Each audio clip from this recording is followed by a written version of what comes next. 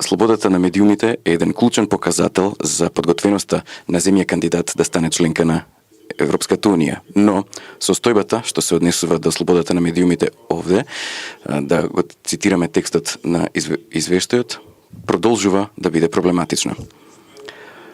Ова наспроти воведувањето на сеопфатни закони за медиумите на почетокот на 2013 година и постои ургентна потреба да се направи осврт на овие предизвици, според анализата на комисијата, преку обезбедување на транспарентни критериуми и вклучително и за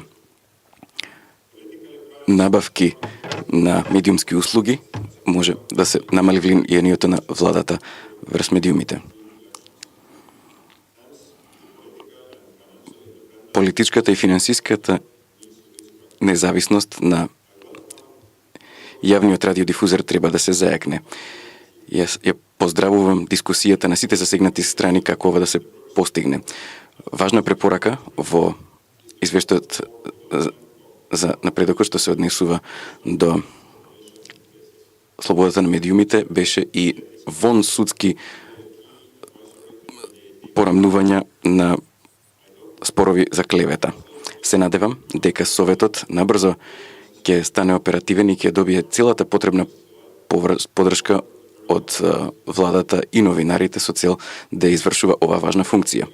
Исто така, потребно е се повеќе да го следиме развојот на новите медиуми, вклучително и социјални медиуми, кои што се повеќе се расшируваат во земјава како и многу други земји. Овој вид на медиуми го проширува плурализмот, правото на слободно изразување треба да е подеднакво заштитено и за печатените и за електронските медиуми. Новинарите и владата треба да преземат чекори да продолжат со диалогот. Европската Унија повеќе пати ја нагласува важноста на инклузивните процеси.